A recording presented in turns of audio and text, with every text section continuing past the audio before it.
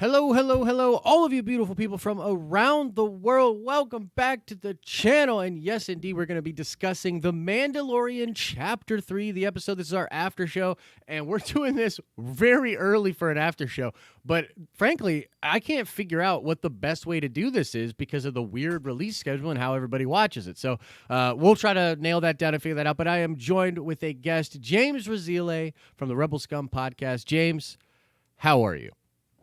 I'm okay. I don't really want to talk about Star Wars because I can't stand it, but you forced me into this. You twisted my arm, so I'm here to talk about the wars. I got an idea for you. 6 a.m., maybe 6:15, 6:35. Right. That's the time for the after show, right? That's the best way. Time after that. It is spoiled online. It is spoiled. So after show should be before people get up in the morning. Yeah, that's my thought. That's probably a good thought. I mean, honestly, it's pretty wild how I don't even think Disney has quite figured out the perfect way to do this yet, because like they're kind of spreading out the way that it trends too. Do you know what I mean? And that's like a big part of it is trying to get the social media pop and all of these things trending. And it's just because everything is happening sort of at weird times. I don't know. I don't know how strong that is for them, and it's really interesting. I think they're still trying to necessarily figure out how to do streaming in general. But I do want to say to everybody that's watching this, if you're watching this on the replay or you are joining us live, and I see you guys in the chat, what's going on, everybody? We are going to be talking spoilers, spoiler-tastic. So it's like, don't lie to me. I know you watched it at work. I know you watched it in the bathroom on the phone. I know we all watched it. Look, I'm not your boss. I'm not going to get you in trouble. Just relax, okay? Come here. We're coming and we're talking some spoilers. But if you haven't seen it, get on out here and come back here later. James, first thing I want to ask you, just flatly, I want to know, what was your impression of Chapter 3 versus the first two chapters?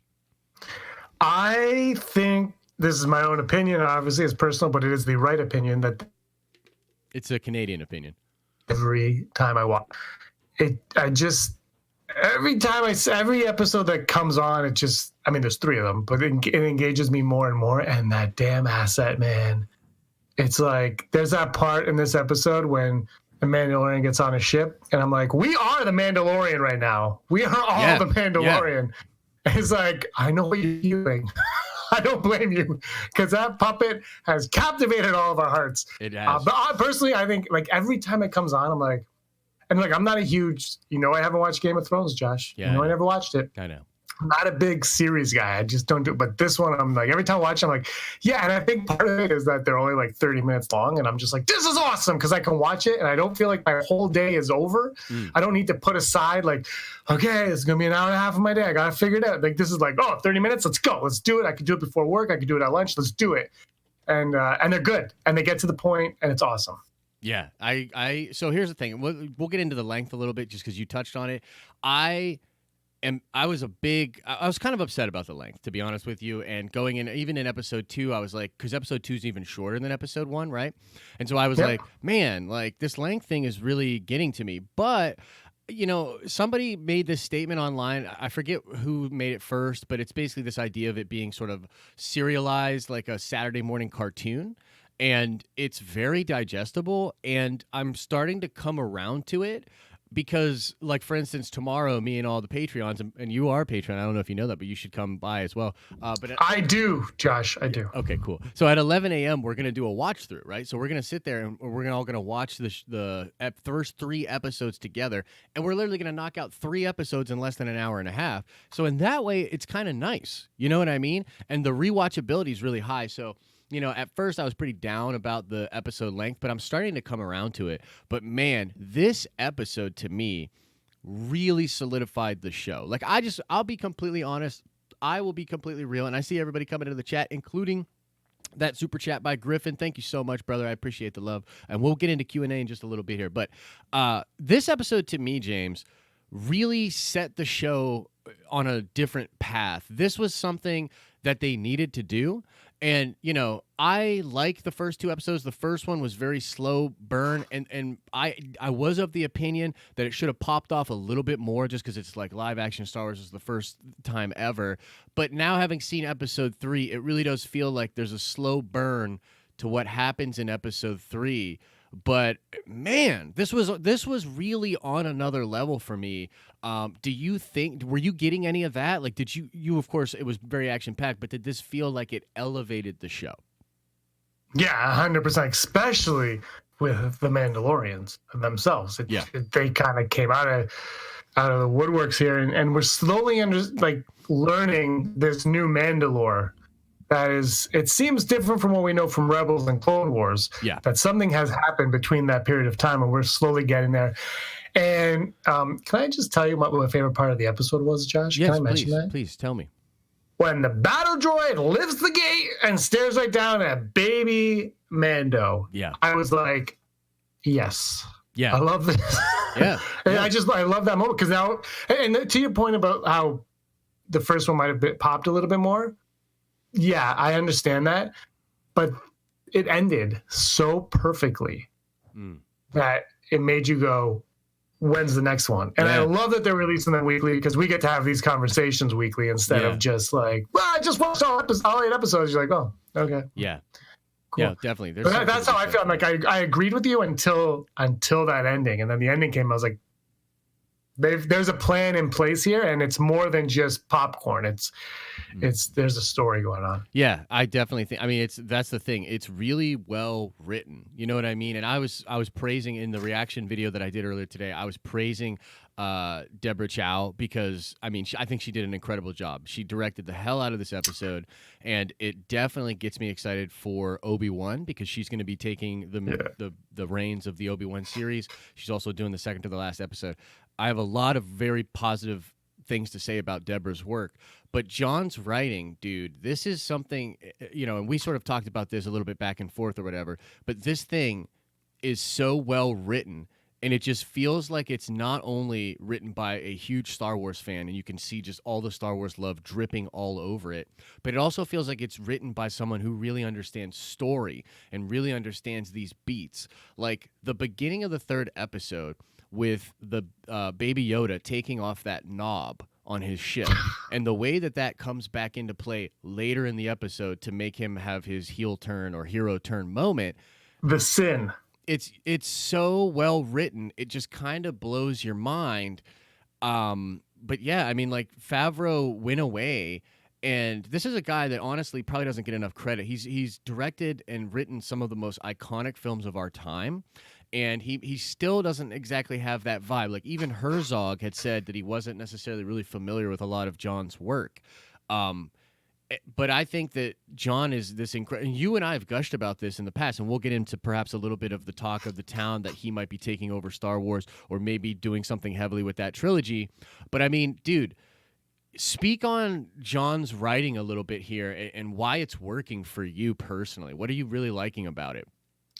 I think everything aside, just the fact that it is Baby Yoda. I'm gonna call him Baby Yoda. Whatever. Yoda species baby, whatever. Could be Yoda, whatever. But the fact that was the asset, I was saying this to somebody that I work with. They were like, "Whoa, when I like it," I'm like, the asset is something Star Wars fans are all going to love. But if you've never seen Star Wars, everybody on the planet is going to understand what this is. Yeah. There's not one person that watches that like, what is that? Like my 7-year-old niece who doesn't watch Star Wars was like, it's Baby Yoda. Yeah. Like, everyone knows, and it's so damn cute. But yeah, Jon Favreau is a fantastic writer. And he obviously did Iron Man 1. Everybody forgets he directed Elf, which Elf that needs to be brought up a lot. I just think that's a cult classic. You know what I mean? Like, it's an incredible movie. Yeah. Oh, yeah. People watch it every single Christmas, and people watch those Hallmark ones. But Elf is, I think, it's a top tier one for sure. But I mean, Swingers is one of my favorite movies of all time. Yeah. Maid, I love Maid. I bring that up all the time. I had a Maid poster in college. It was my jam. Yeah. He directed Maid. That was his directorial debut in a feature. Nice. But he's a fantastic storyteller. Obviously, and he loves Star Wars. He knew Filoni from the Clone Wars. And that's the other thing, too, is we can't forget is he understands the story writing, but Filoni understands the Star Wars world. Right. So the beats that Favreau might miss on in Star Wars, Filoni's there to pick up the slack. So it's like this perfect 1-2 punch, I feel, that's coming through. Yeah. And you could just tell that the Star Wars isn't what's important about this. It's the story. It just happens to be in the Star Wars universe. Totally. Totally. And you don't have to know anything about the like we were just suggesting, a lot of the stuff that's talking about this purge.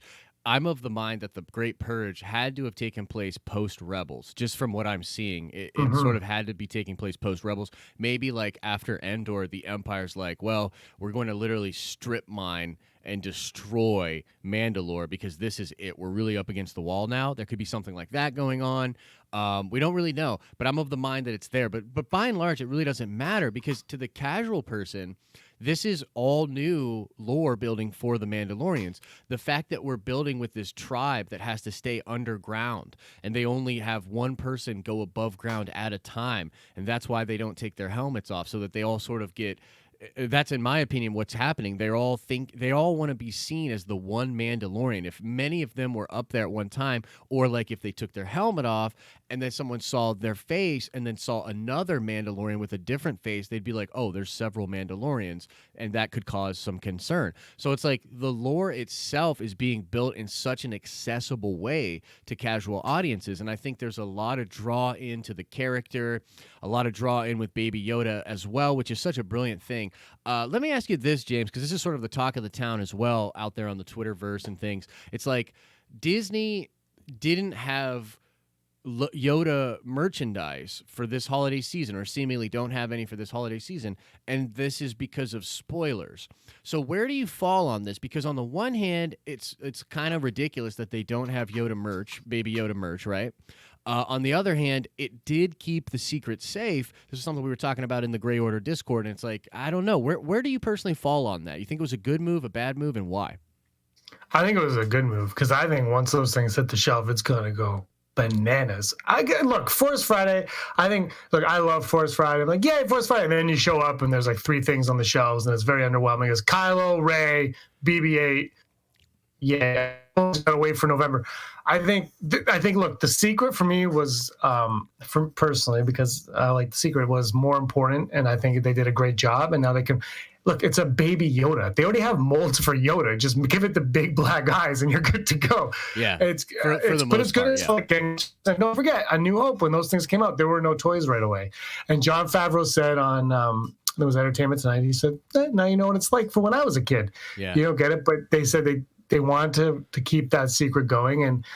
And like I just brought up the first episode, if that secret isn't in place, if you know what's going on, that episode might fall short for you. Sure. Because it's so, like the movie The Sixth Sense. I think if you know Bruce Willis is a ghost the first time you see it, I think the movie falls short. So I think it was good to keep that going. And look, it's going to hit the shelves, and apparently we're going to get them by Christmas time. So, is that what they said? Dear Santa, is that what they said? Really, it's going to come out before Christmas? I heard they're fast tracking Baby Yoda toys. Well, obviously, that would be smart. Okay, so if they do fast track it, then my answer kind of changes because I will be like, okay, that's really smart. And I do criticize Lucasfilm in some ways just because of their inability to keep spoilers and stuff out there. I'm one of these dirty leakers. You know what I mean? I've ruined Star Wars for millions, I guess. But the idea that they don't understand the channels by which these things are happening, that they can't change production and make decisions to alter that is kind of crazy. Like Marvel was able to do that with Endgame and Infinity War and even Captain Marvel to a degree where they literally change the trailers. There's stuff in the trailers that's not even in the movie, and it's a misdirect.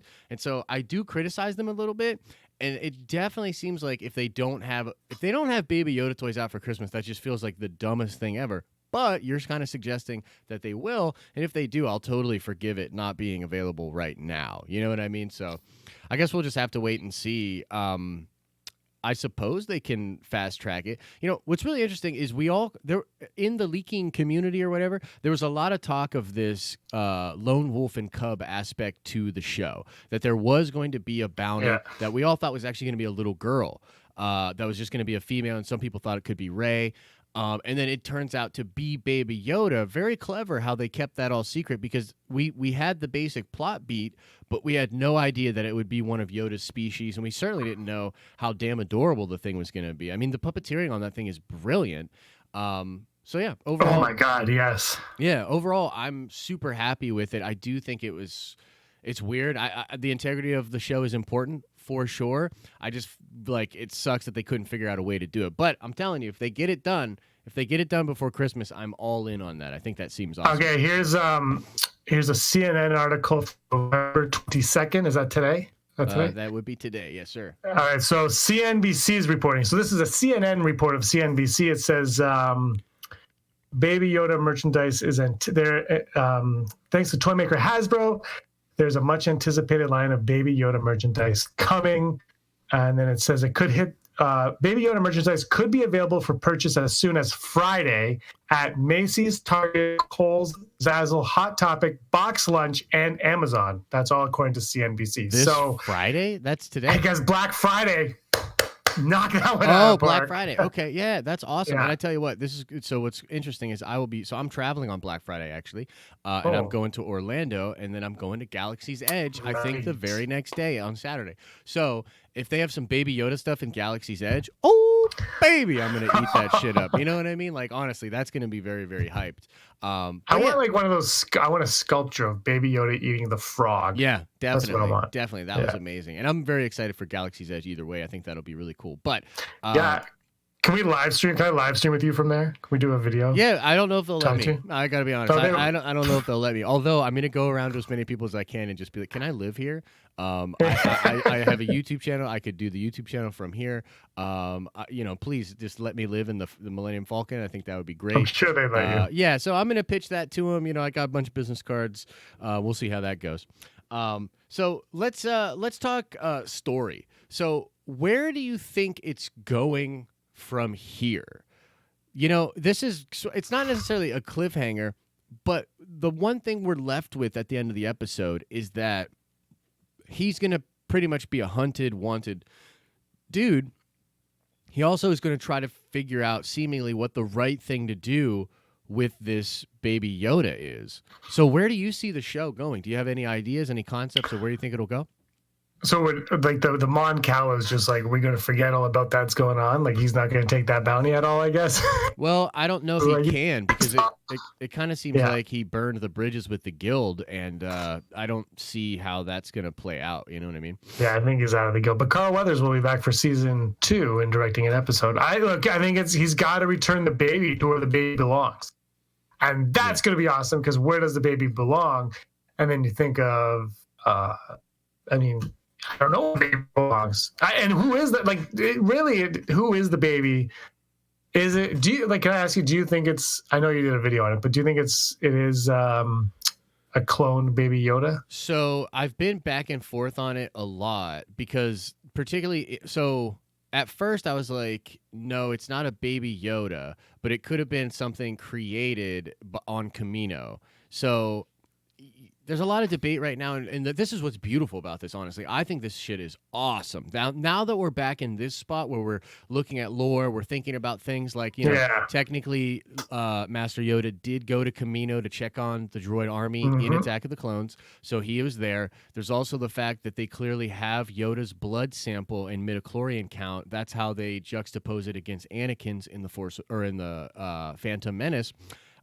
So they've got the blood. They could have technically cloned it, because the Empire, a lot of people don't necessarily know this, but like when Palpatine takes over, he confiscates everything in the Jedi archives. There are things within the comic books where like Jocasta Nu is taking very important things from the archives away from Vader, and Vader's trying to stop her, and eventually in Tarkin, the novel, he is down there meditating, because he claims in Tarkin that the Jedi Temple is actually built on top of an old Sith temple, right? So he's down there and he's like meditating in the dark side of the Force. So there's a lot of lore that could suggest that if Palpatine wanted to clone Yoda, or perhaps clone something of Yoda's species and take those midichlorians out for some kind of a purpose, I think that could be really cool. One of the things I think the way the lore's going, dude, is that they might reintroduce midichlorians, and what they're going to do is suggest that part of what's going on now is that people are trying to harvest out the force sensitivity, or the blood, or the midichlorians from force sensitive beings, particularly force sensitive children, right? So I think that could be something that they do moving forward. But as far as like, do I think it's a clone of Baby Yoda? I don't know, man. I'm pretty down the road on that. But I do ultimately believe that he will be taken back to his people, to Yoda's people. Yeah, I think he's going to take it back there as well. What else do you do with him? There's Right. there's no world, there's no Jedi Council, obviously. I just think his age is 50, which puts him around the Phantom Menace, just before the Phantom Menace time. Yeah. Right. So, But look, I don't think he's Baby Yoda. I think you could make him Baby Yoda, and I think everybody would be on board with that. He's already named Baby Yoda. yeah. But also, he doesn't have to have a name ever. He could just. What the hell is the species called? Yeah. Well, George, apparently, according to some people like Jason Ward, George did really help them out with this. So when the idea to do the Baby Yoda and to dive a little bit more into that species was brought up, they did go and speak to George about that. And so George, because there was stuff in like the 90s and the early 2000s where George was saying, I want the mystery to remain there, you know what I mean, for Yoda. And so I think Favreau, sort of knowing that, consulted with him. And so George, I believe, gave them the name of the species and some lore there. And so it's going to be interesting to see how they take that and implement it into the show.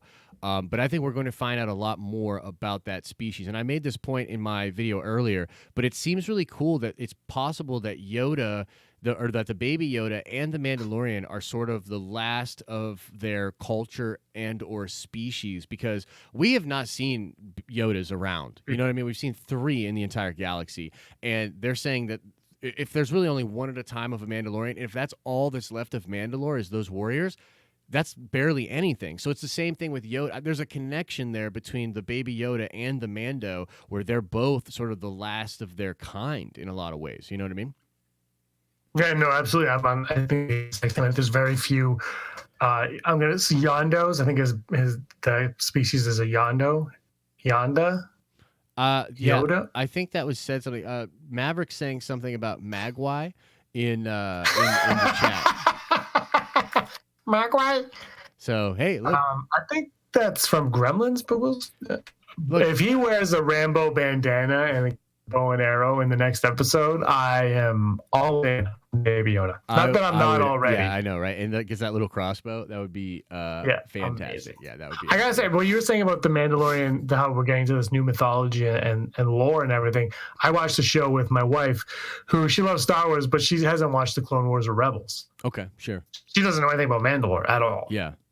And she has 0 questions about Mandalore because she's taking what they're telling her and just kind of taking it as new information and loving every second of it. So there's nothing lost on her for it. Like, obviously she has questions, but really it's the questions we're asking, like, what happened with Mandalore?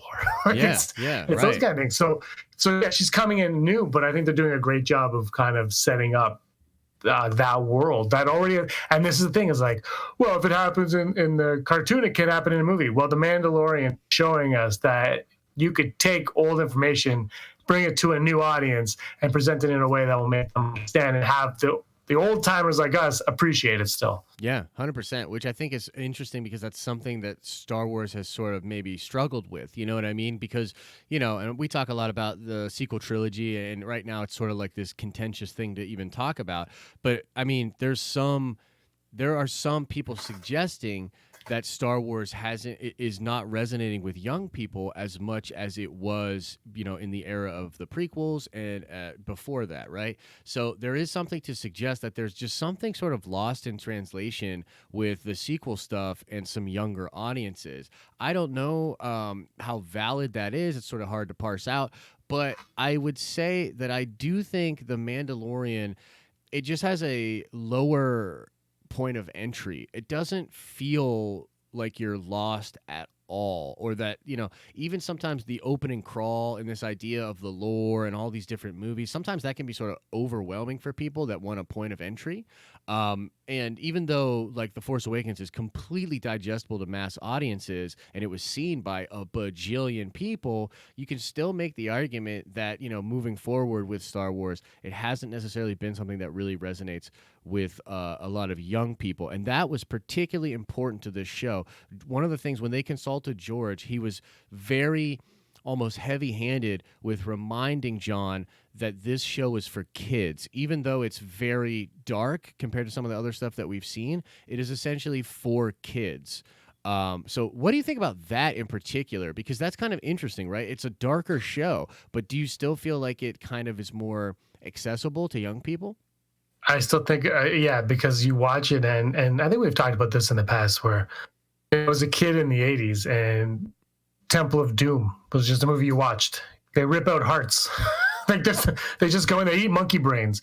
You know, you saw that. I always think it. You know, you want to think of a movie like even Goonies, which is kind of whatever. There's adults hunting them down trying to kill them. Like Yeah. they're not playing around. And so yeah, this goes a little bit dark. It's PG 14, 13, whatever it is.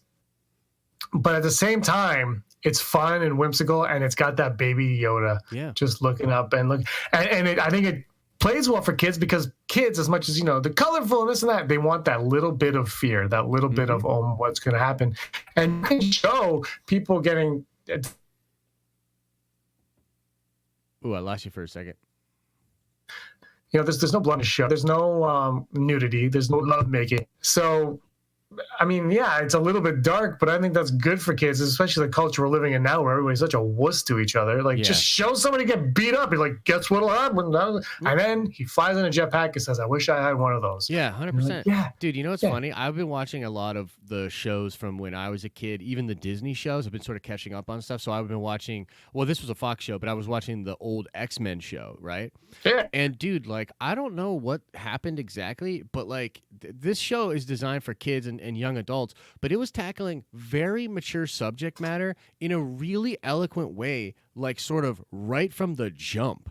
And it was like taking kids a little bit more seriously, I feel. You know what I mean? And even some of the shows I was watching Gargoyles, and I was like, damn, dude, Gargoyles gets pretty dark. You know what I mean? And some of the themes. I watched both of those shows when they were on. And it's like, yeah. And I feel like it's totally different now. I feel like in some ways, like a lot of the kids stuff is just treated sort of as coddly, and it's not. They're really afraid of like messaging and PR. And I guess in 2019 and in 2020, you sort of do have to be worried of that. But man, like this, I still think I would show kids this, no problem. I don't think it does anything like, you know, one of your favorite, The Dark Crystal, right? Like that gets dark, you know, like there's. That I think that's fine, and I think that's okay for kids, but it still feels adventurous enough to be like digestible for kids. You know what I mean? You gotta have that little bit of dark to put a little bit of fear. They have to feel like something bad is possibly going to happen, and almost, you know, what kids love is oh, I shouldn't be watching this. This is for adults. They love that. That's why Eminem went triple platinum. Yeah. But that's what they like. So you put that, and you're like, oh, this is my dad's show. This is my mom's show. And then they feel like they're a little bit older, and they're getting away with something, and they just appreciate it a little bit more. And the thing with kids is treat them like people sometimes. Yeah. Give them something. It doesn't, like, you know, Paw Patrol's great when they're 4 or 3. Get past that. Give them. I'm not saying give this to a toddler. I would, though, but don't show a toddler. But again, there's no blood, there's no nudity, there's no swearing. It's still kind of wholesome in a lot of ways, and it's about a bounty hunter with a heart of gold saving baby Yoda. So it's adorable. You're absolutely right. You know, this just kind of popped into my head as I was watching it the second time. I was actually checking it out the second time before we went live. So you know how Django's armor is like really shiny? Yeah. You think that was like straight up Beskar? So like he had a much better suit of armor than even Boba had? So what? Okay, so he's not Mandalorian anymore. Yeah, so this I'm actually confused on, and a lot of people were hitting me in the comments about it and different things. They're like, George said he wasn't Mandalorian and all this stuff. I really don't know what's going on with that. I need to like deep dive on that and maybe even do a video about it. But either way, he had Mandalorian armor. You know what I mean? I think that's something that's pretty obvious. Did they say he stole the Mandalorian armor? That's, I think, something that George said. Yeah, I think George said that, but it's hard to say, like, did he say that offhandedly? Is it in a story? Is this somewhere in Clone Wars that I missed? You know what I mean? I'm not 100% sure. I don't remember either. I just know that, okay, let's say it's not. That's a great question, and it kind of crossed my mind too. Yeah, because it's so shiny, dude. When I saw, and that's one of the best scenes in this episode, when the Mando comes into the freaking cantina, balling like you wouldn't believe, shiny as hell, like literally, dude's just shining on him. You know what I mean? And it was just so baller. And by the way, Carl Weathers acted the crap out of this, dude. He was incredible. He was incredible in this show. You know what I mean? And I can't wait to see what his character does and how that all transpires. But when I saw that shiny armor, I was thinking of Boba or Django, and I was like, I think Django had straight up Beskar. You know what I mean? Like maybe it was more available then or whatever, or he took it off a different Mandalorian, but he was balling. Where Boba's armor looks a lot more like the Mando's armor at the beginning of the show. It doesn't look as baller to me. You know what I mean? I think that adds to the Django mystique also. The myth of Django is that he got this armor. If he stole it from a Mandalorian, maybe he killed that Mandalorian. Maybe that Mandalorian was a bounty, and he kept the armor off of the certain Mandalorian that he got. Yeah. There's a lot of possibilities there. I don't know. I would love that to be explored on some level. I think that whole idea. I think now that we're in this show and we're learning the history of Mandalore, I think there's a strong possibility we will learn the truth behind Django and Boba Fett's armor. I hope so. I hope so. They're spending a lot of time on the armor. Yeah, they really and are. I'm cool with that because it's great scenes. Yeah, all that. Definitely. And I tweeted out earlier, I thought this was one of the most beautiful looking pieces of Star Wars I've seen. This episode was just all across the board one of the best things ever. I mean, honestly, I can't even I seriously can't give enough praise to Deborah. This was insane. This was so good. And apparently she did a lot of work on Jessica Jones.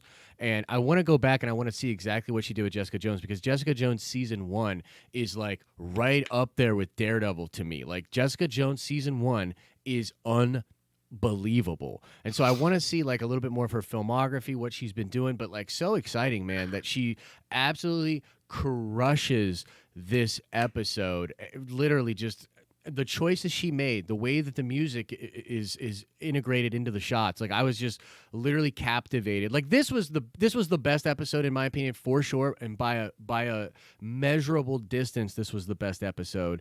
And I'm very happy that the first female ever to direct Star Wars has given us this episode. You know what I mean? First female and first Canadian, Josh. Oh, wow. I had no idea. First Canadian from Toronto. What? Went to college in Montreal and then in New York. Yes, Josh. We're taking over. I didn't know. I didn't know good things could come from Canada, to be honest with you. So. if you watch Rebels Come podcast, you'd think that too. Oh, God bless it. God bless America. It's true. Yeah, she's from Toronto. We're all very proud of her because there's only 5 of us in this country. We do know who she is. We met her personally. Drake better be singing her praises too, but he might get booed off Twitter anyway. Drake did the music for that episode. I don't know if you noticed. The end rap song was Drake. I had no idea. If I had known that, I would have booed him off. It was all Drake. So yeah, but she is from Toronto, though, for real. That's awesome. That's awesome. And honestly, good for her. And look. You know what I mean? Like there's a lot of contention and weirdness going on in the Star Wars community. People have a lot of problems with Kathleen Kennedy. There tends to be some, I think, criticism of her that sort of is directed at her because she's female. I also feel like there's some praise of her that's directed at her because she's a female. I think both of those are kind of stupid.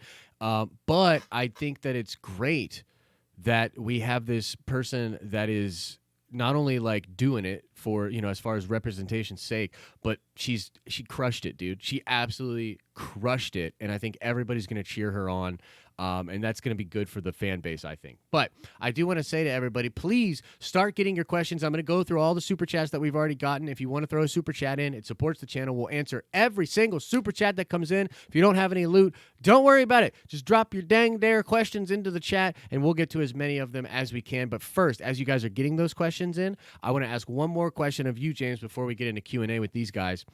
Do you think the Mandalorians are being positioned to be more badass than Jedi? Do you think at the end of the show we might be like, dude, Mandalorians are more badass than Jedi? What are your thoughts?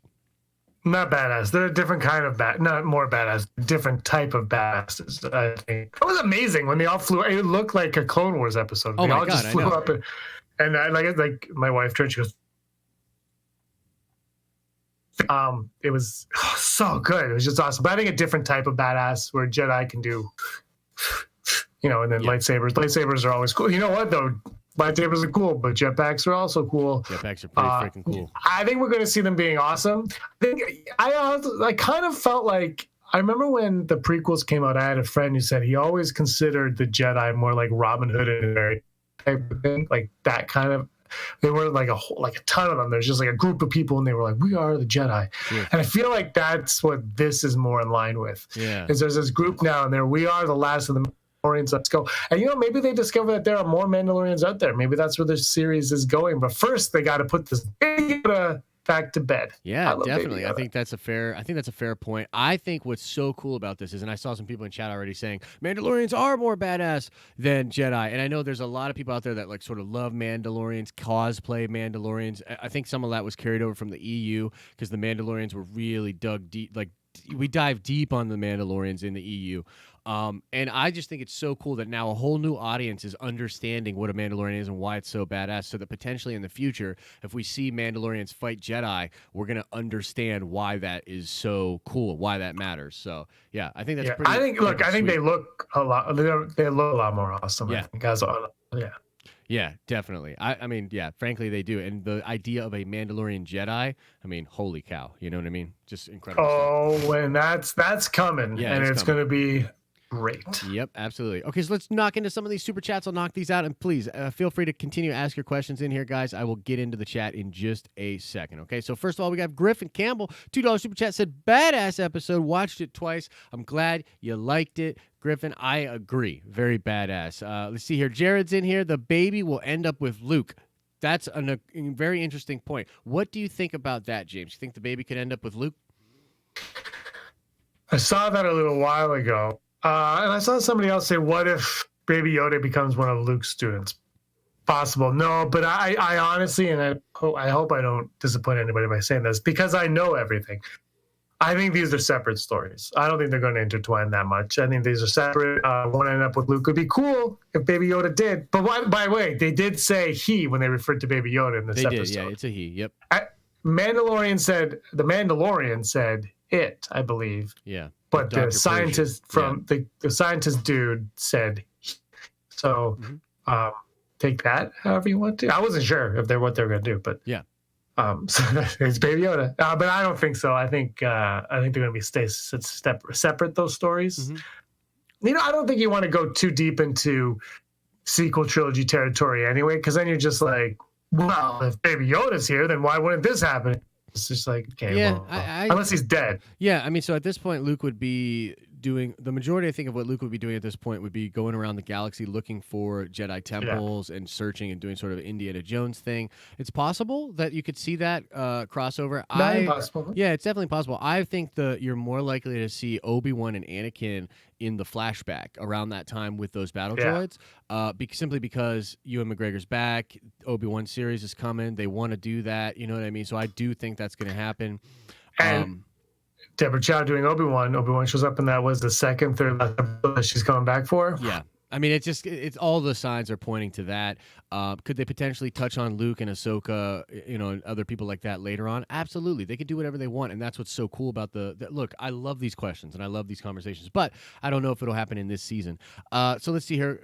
Super chat coming in from Christopher. A little off topic, but that's totally fine. Do you think Rise of Skywalker might flop at the box office a la Solo style?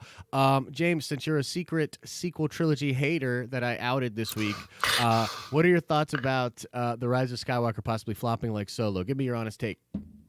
I think we talked about this the last time you invited me on, which was like 7 years ago. Oh my god! Actually, it was yesterday. We talked about it, and I think I said I'm sticking with it's going to make 1.5 billion. Okay. Yep. Mm-hmm. That's what I'm sticking with. I think it's going to flop like Solo. I think Solo was a special circumstance. It was a perfect storm of. Absolutely. But when you compare it to like an Ant-Man film, it did Ant-Man numbers, and it is, I would say, more in line with an Ant-Man film than a Star Wars or Endgame type film. Yep. So no, I think, look, because they're really going with the end of the Skywalker saga, because it's going to have, because we hear Luke in the trailer, the old time fans are going to come back for it. And I think, you obviously know everything about this movie back and forth, but I think it's going to be a fun little adventure that we're going to go on. It might piss people off, but I think people are going to go back for seconds at least. Mm-hmm. Yeah. And that's why I think we're going to get 1.5 billion. I don't think right now another Star Wars theatrical release will ever have the same it will ever be the same as Solo. I think we're always looking at $1 billion plus for Star Wars. Yeah, in the theater. So here's the thing. So I've researched this heavily, just because of my position and how people try to sort of push back on the things that I try to bring up, which I'm trying to get better at, because honestly, there's a whole host of people out there that don't want me to focus on these little conversations with people. They just want the content, and I totally appreciate that. I'm trying to get better at that. But the thing that I keep coming back to here is that the film itself is not trending the way that it should be, and it's hard to say why. I'm very curious to see what happens. I don't see it flopping like Solo, but I do think that if the movie makes less than The Last Jedi, that will look really bad. So I think the film, for an optics situation, needs to make more than The Last Jedi, and according to Forbes, the worst case scenario is something like 800 million. The best case scenario is something like 1.6. And the happy median in there is really like 1.2, which is right around The Last Jedi, but I don't think it beats it. Didn't Last Jedi do like 1.3? 1.4. I want to say 1.4. Okay. Yeah, so in my opinion, if it doesn't crack 1.4, it doesn't necessarily change too much, because that's still great, and we're sort of out of that trilogy. I feel like we're out of the woods, and we can sort of reboot or whatever. But I don't see it flopping like Solo. It definitely doesn't flop like Solo. Like, no way. I think Disney has set themselves up that no matter what this movie makes, they're fine, because we're not going to get one until at least 2022. So that's enough time to pass that we forget. And then, look, less is more. George Lucas knew he was doing 3 years. And look, man, the time between 2005 and 2015 between Sith and Force Awakens, everybody was excited. Just let it sit for a bit. Give us these shows, have fun with it, and then guess what? In a couple of years, the red, blue, green, whatever lightsaber will ignite the screen, and we'll all be like, "I'm back! Let's go to the theater and watch Star Wars again." 100%. I think that's what's going to happen. I'm very optimistic about the future. We can talk more about that at great length for the next 3 years. You know what I mean? Let's get into this other question here by Jared. In Clone Wars, John, Mandalorian character says Jango was a fraud who stole the armor. Thank you, Jared. I'll have to check that out. Good call. Yeah, I'll have to look into that and see. Was it someone from Death Watch or something? Because that makes a lot. And then Smeagol comes in with the $5 super chat. Doesn't say much, but Smeagol, we feel you, dog. We get where you're coming from with that. So I'm going to scroll up into the chat, and I'm just going to start going through some of the questions here. Let's try to pick a cool one here. Gray Dawn says, if the Mandalorian has no idea what the Force is, I don't think we will see Obi-Wan and Anakin interact with him back in the Clone Wars. What do you think about that, James? I think it's a fair point, right? Sorry, can you say it one more time? I was reading the chat. So she said, yeah, it's cool. She says, because the Mandalorian has no idea what the Force is, which I'm just going to sort of disagree immediately with that, but I can see where she's coming from. She's saying if he doesn't have any idea what the Force is, it's unlikely he knows what Obi-Wan and Anakin, or it's unlikely he has an interaction with Obi-Wan and Anakin. What do you think about that? True, but part of what's going on is this journey to figure out what's going on, and in doing so, maybe that's how you discover that aspect of it. Yeah, and so my thing is, when he says the scene in question, what she's referring to, and I think it's a fair point, but I think there's a little bit more to it. The scene she's referring to is when the Nick Nolte Ugnaught says, "Explain it to me again. I still don't understand what happened." I don't think that the Mandalorian doesn't know what the Force is. I think he can't understand how a baby used the Force like in a way that was so strong that he was literally lifting a mud horn. You know what I mean? I think that's more of what he's saying. But even still, if he doesn't know what the Force is, that doesn't mean that your favorite scene in the episode, James, where the battle droid is looking in on the Mando, that a lightsaber doesn't ignite and cut that thing in half, and that technically the Jedi might not levitate anything around him, but they still might be there and interact with him. So there's multiple ways that it could work, but I do understand where the question comes from. I cannot wait for the series to keep going. Oh my God, it's awesome. Yeah, definitely. Let's see here. Maverick says, I think Yoda will save the Mando from that battle droid. The Mando will then have that immediate connection with that baby Yoda. So that's an interesting one too. People have brought that up. Maybe it's Yoda that helps the Mandalorian in the past, and that's why he has such a connection to the baby Yoda. What do you think about that? That's really cool. Never thought of that. Really cool I don't want to say I don't think it's gonna. No, I might, but I don't think that's why they had a connection. Though I think the connection is just because the Mando took Baby Yoda. Baby Yoda's point of view was saving Baby Yoda from the situation that he was in. Baby Yoda came to the defense of the Mandalorian, who is now his savior. And then obviously because of that, Mando goes back. So I think that's more has to do with it a little bit. But I really like that idea of him knowing that there is another alien like that. And if that's the case, he would know that there is a point in the galaxy where he must get to bring this creature. Yeah. Yeah, that's totally fair. I think that we're all sort of in this boat where we're like, man, I can't wait to see. You know what I mean? Like, these questions are dope. Like, this is awesome. I can't wait to see how it actually plays out. You know what I mean? Do you like that these are weekly and not all at once? Yes, I do. But I am not. Even though I'm coming around to the length, I'm still not super down with the length. My biggest problem with the length, because I love the weekly thing, because I think it creates water cooler talk. I think it creates a lot of buzz reoccurring. You're going to talk about it for like 8 to 9 weeks as opposed to just one weekend. So I think it's good. My issue is with the length and the way they're dropping the episodes. There's no viewing parties for this show. There's no way you're going to get all your friends together and go watch the show, where like HBO and Thrones, even though it does release on HBO now, it still doesn't release until a said time at night. There's an airtime live on HBO, and then it goes live for everybody. So I just feel like that they haven't nailed it yet. And I know they're experimenting and they're trying to figure it out, but like it certainly is not. There's a big aspect of my expectations for what this show is going to be that are simply not being met. I'm coming to terms with that, but like it just isn't quite as good as it could be as far as creating that viewing experience that we all have a viewing party for. Friday's such a weird day. Nobody releases anything on Friday. What's the deal with the Friday episode? I hate that. No, but you know what is I have the Apple TV Plus now because I'm a sucker for all streaming services apparently. Okay. And they drop new episodes on Friday there as well. So Friday seems to be the streaming day to drop things. I don't get it. I'm with you. I don't get it. I thought Tuesday was a great day, but they're doing Friday, whatever. I also think, look, 7 p.m. Eastern time, drop the episode. 5 p.m. Eastern, 5 p.m. Pacific, whatever. Just drop, and then we're all like. I'll sit there. We can all watch it. And every single YouTuber can have a post-game show at the exact same time. But yeah, I know I'm with you. It's kind of weird. Like I said, like today I didn't get to watch it until I think 12 o'clock in the afternoon or 11:30 or something. And I had to go off social media. Yeah. Because it was a nightmare. I went on and I just saw #baby and I was like, done. Yeah. Can't even. I turned my cellular data off. Even. Can't. Yeah. It's because I wasn't home. I was driving. That's the thing that I think is also kind of unique about this show, and maybe it's just because it's bringing in so many casuals. But like, dude, there's no mercy for spoilers out there. Like, no mercy. You know what I mean? It reminds me of Game of Thrones. Yeah, and then maybe that has to do with it, where they feel like as a TV show, if you don't want spoiled, and I do agree that if you don't want spoiled, it is on you to a large degree.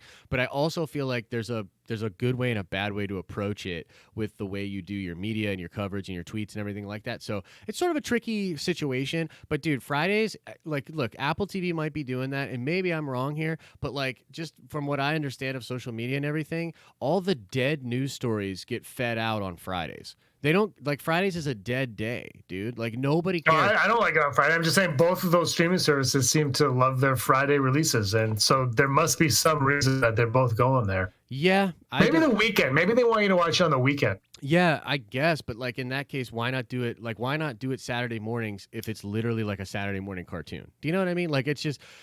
And maybe they'll figure it out and adjust it, but there's a lot to it that like is not making sense to me. I love the show. I think here's what it comes down to. I think the product is incredible. I think Disney Plus is incredible, to be honest with you. I think it's a really great service, but they still haven't quite nailed how to deliver this in a way that maximizes the hype, that gets everybody on board, that allows it to trend at the right times and different things like that. Like, they're just not nailing it. But I love the product itself. You know what I mean?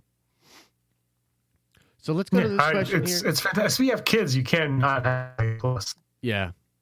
I see that point. Let's go to this question by the new flutist. Do you think the baby Yoda will be taught the Mandalorian code and become a Mandalorian? I'm just imagining those Mandalorian helmets, but with the metal Beskar ears coming out of the sides of the helmet. James, what do you think, man? You think little baby Yoda's going to arm up, earn his signet? No, but that would be so cool to see, though. I would Baby Yoda with Mandalorian. Absolutely, but it's not going to happen. Yeah, that would be absolutely incredible. I do think there's a chance that maybe Baby Yoda or the Yoda species becomes his signet, though, because there's something. Yeah, I thought of that today too. Yeah. There's something going on with that signet situation and all that. Look, we'll just see. Either way, I'm very, very excited. Let's see how long we've been going here. Probably only gonna go for like 10 more minutes, guys. I'm not sure what we've been doing here. Yeah, that sounds about right. 10 more minutes. I do want to mention too, if you are a Marvel fan. I'm going to be debating a YouTuber called The Amazing Lucas. You might have seen some of his stuff out there. I'm going to be debating him about Marvel Phase 4 tonight on Andy Signore's channel on Popcorn Planet. So that'll be at 9 p.m. Eastern Standard Time. Come check that out if you're interested. I think it's going to be a really good debate. I'm pretty into that. Let me see this question here. Q&A, why can't people be openly fans of the Star Wars prequels without someone attacking them? Like, just learn to accept someone else's point of view and don't be a jerk about it. Spencer's channel, I totally feel you, man. I think that we're living in an interesting time right now where communication is now in a place where, like, everybody's in the same room and we're not communicating in a way that acknowledges that everybody's in the same room. So in some ways, I do think we should try not to offend, but we got to try not to be offended as well. It's a two-sided thing, in my opinion. But what do you think about that, James? Well, I mean, why not? Star Wars sucks. You should attack everybody that likes Star Wars. No, I said this on a recent podcast. People are just jerks. Yeah. When you this is what I use to describe it. Go to a store and you have bad customer service. You tweet the hell out of that. You're like, "The store was the worst." Mm-hmm. When it's the best ever, you're just like happy and you don't care. You don't tweet them. You don't. Yeah. It's all like everyone on social media is so angry. You got to let everybody know because we're angry. I don't know what it is, but look, all Star Wars is awesome. Star Wars. Except for the prequels. Yeah, right. I've been rewatching a lot of. No, Jared, I didn't miss your chat. I talked about your thing about Jango being a fraud. You said it was in Clone Wars. I got you, Jared. I got you, bro. Jared, that was an awesome call, but yeah, and I actually really want to check that out. Send me like a DM on Twitter so I can check that out. Smashing stuff gets more clicks. I know. Well, yeah. I mean, that's an interesting side of it. You know. I think we're learning a lot right now. I have a lot of hope that we're actually going to round the bend on this. I don't think it's going to be this contentious forever. No. Are you debating whether Phase 4 exists? I'm debating on whether or not it should exist.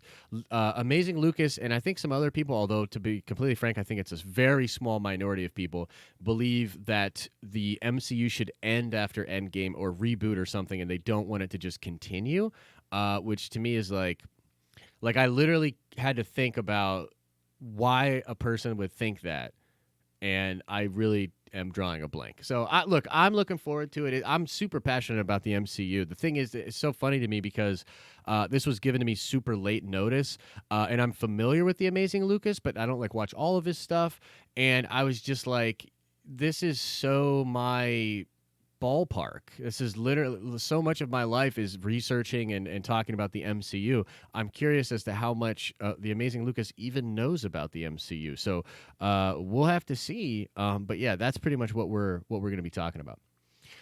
Let's see here. Star Wars Santa. Love that name, by the way. Winky wink, Brian. Think about how much Star Wars content is out there since Disney Plus launched versus the Marvel content before. It's a great time to be a Star Wars fan. Absolutely. It is. It absolutely is. It is absolutely a great time to be No better time. No better time. No better time, in my opinions. That's for dang sure. I think I'll get into maybe one or two more questions here, James, and then we'll call it. Let's see if we got any good stuff. Ricardo Cardon says, just finished watching it for the second time. Freaking wow.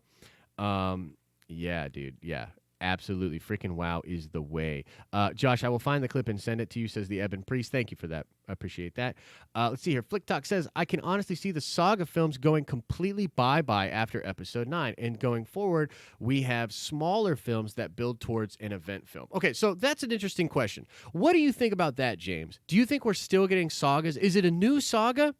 Or is it a new Star Wars? Are we doing Star Wars that's not saga related? What do you think about that? I think it's got to be saga related. It's just if you're going to do these things on TV, and like Marvel is Marvel, I still think that you can't compare Marvel with Star Wars. I think they're two very, very different things. Yeah, they're very different. Yeah. Yeah, but I think Disney's mistake at the beginning was they wanted to make Star Wars Disney, or they wanted to make Star Wars Marvel. Yeah. And then they're not, and they learned the hard way that they're not. And I think you can give me the Mandalorian, Obi-Wan Kenobi, Cassian Andor, Jango Fett, Boba Fett, Skittles, Bring Back Teak, all these things on Disney Plus. But when I'm going to spend my money to go see it in the theater, it's got to be that big event film, which is part of a saga. It's got to be. It should be Lord of the Rings style, not Ant-Man.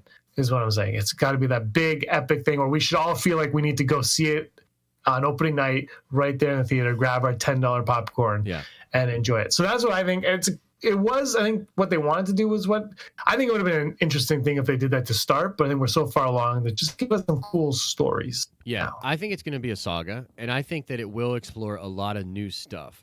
And I have, and I have this idea that, like, I really believe, and I talked about this a couple different times this week, that what you do is you bring George in. You get Favreau, you get Filoni, you get Favreau, Filoni, and George in a room together, and you start to brainchild out what's the new time period, like what is the new Star Wars, what's the new big conflict, what's going on with the Force, what's going on with the Sith, what's going on with the Jedi. And I think that you do that, maybe 100 years after The Last Jedi, maybe 200 years, maybe 1,000 years. But I think I certainly think that is the way they should go, because it still needs to feel like Star Wars. You know what I mean? I want to see very similar ship designs. I want to see, the similar moods, the galaxies, in the same way. And it's a fantasy. I think we can't forget that it's fantasy, right?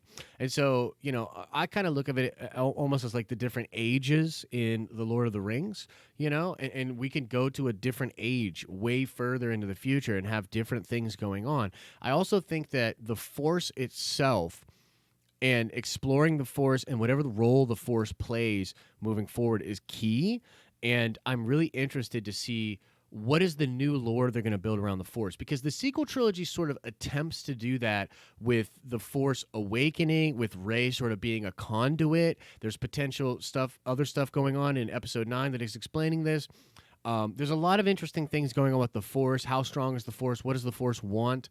But it's still attached to that Luke Skywalker thing, and ultimately I still believe it's attached to Anakin, the dark and the light, and this chapter, and Palpatine, and this evil, right? So we got to get away from that. We got to start something new, but I still think it should be approached as a saga. I'm talking opening crawl, different characters going through 15 years of storytelling over 3 films or something like that.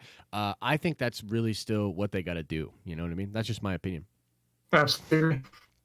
Yeah, I think it would be pretty spicy. And I think they're doing some really interesting stuff in that Fallen Order game, too, with like the Jedi and the Force-sensitive kids and different things like that. I think it's going to be pretty dang cool. Let's see here. Do one more question.